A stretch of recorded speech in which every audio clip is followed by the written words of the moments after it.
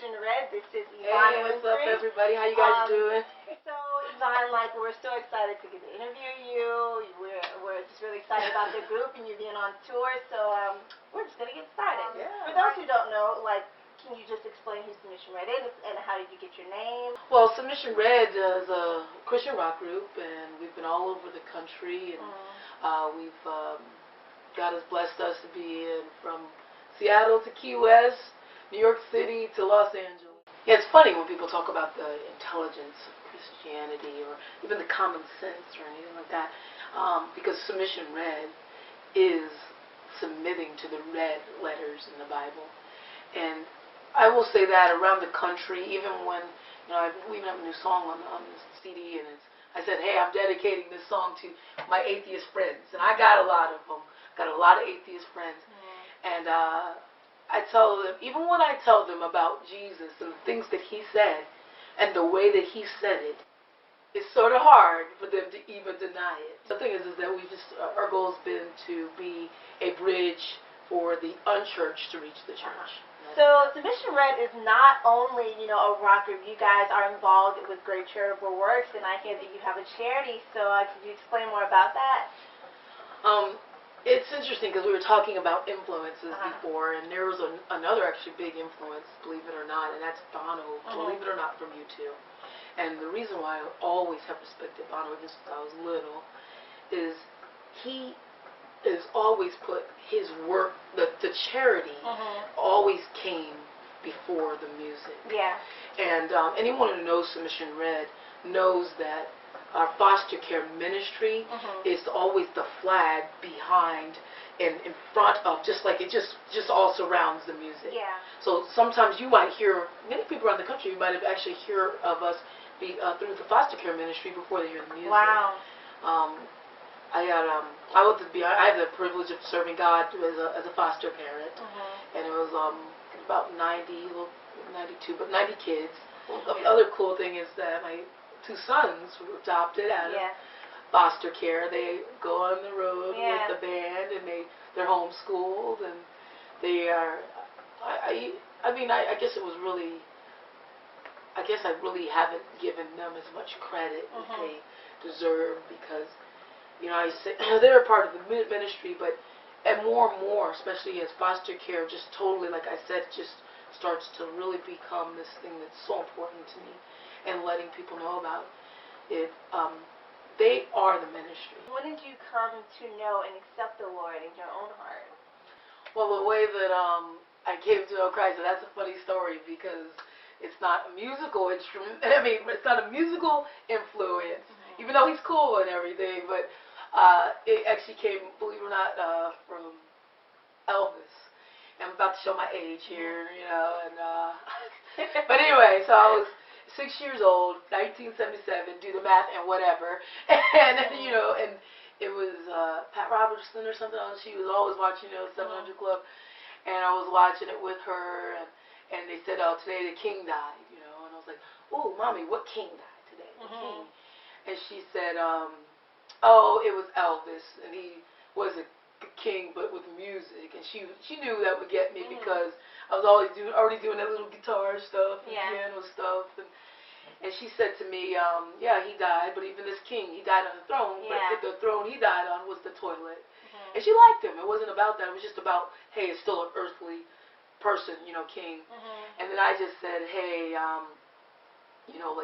so he died. And she goes, well, he died, and we don't, you don't know if he had Christ in his life. And everybody brings it all the way back to that. And she said, that she used that to bring me to Christ that day, at 6 years old. Now, the thing about it is, I didn't stay there. I stayed there all the way up to college, which, believe it or not, is sort of like a sub-ministry for me, because I really, really have seen, I know myself, I lost, quote-unquote, lost Jesus during that time. But I feel like it was taken from me, but I let it be taken. And I was just like, because they were like, oh, hey, God is in your head. What are you talking about? God is in these books, and wise person this. And then I was just like, okay. And I just went through those years, and I had so many hard, difficult years I didn't have to go through. So one of my biggest goals is like when, like my niece about to go into college now, is like tell them, no, don't you dare let them in a college tell you that Christianity is not intelligent, because it is intelligent. It lines up with Judaism. It's amazingly intelligent. So what does it mean to you to be salty, and how can we all stay salty?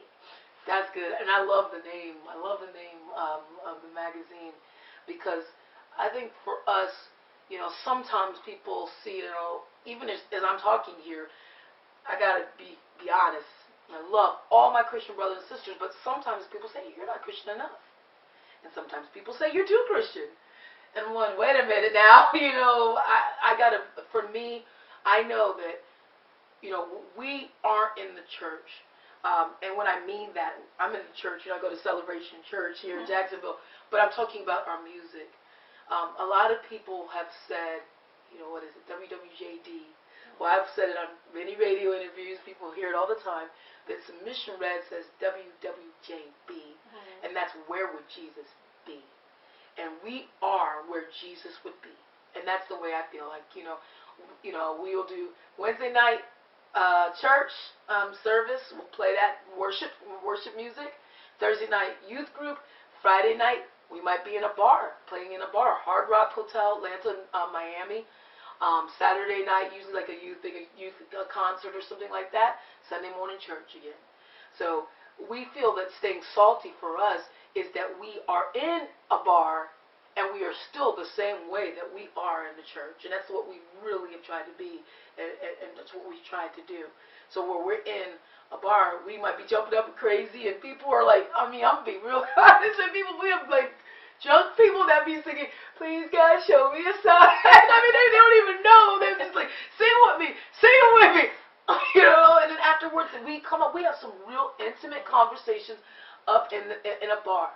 And I think staying salty means that Submission Red doesn't go to a bar and start to play a different show than we play in a church. Now, I'm not going to lie, when we are in some of these bars, there's mosh pits, and we do have like pretty crazy shows. And sometimes in a church that may not happen, but there's some churches around the country that like, we want our kids to have a mosh pit because they don't want them to have to go to a bar. And I think that that's the smarter church. That's just me, in my opinion. So at least give these kids an opportunity to do things, maybe like in a gym part of their church or someplace that's secure, where they don't have to go out into world to find that, because they're not going to just find the music under that circumstance. Yeah. So to me, staying salty means that we're going to be the salt of the earth. We're going to be there in the bar the same way we were moshing it up with the kids on a Thursday night at their youth group. I hear that you guys are actually on tour right now, so can you please let us know how we can find you and also know more about your music? Yeah, well, right now we're on tour, and it's funny because we're on tour with 7 Day Slumber and The Letter Black. And for us, this is a big deal to be invited on a tour like that with bands that have inspired us. If you want to bring us into your church or any place, your youth group, give us a call or submissionred.com.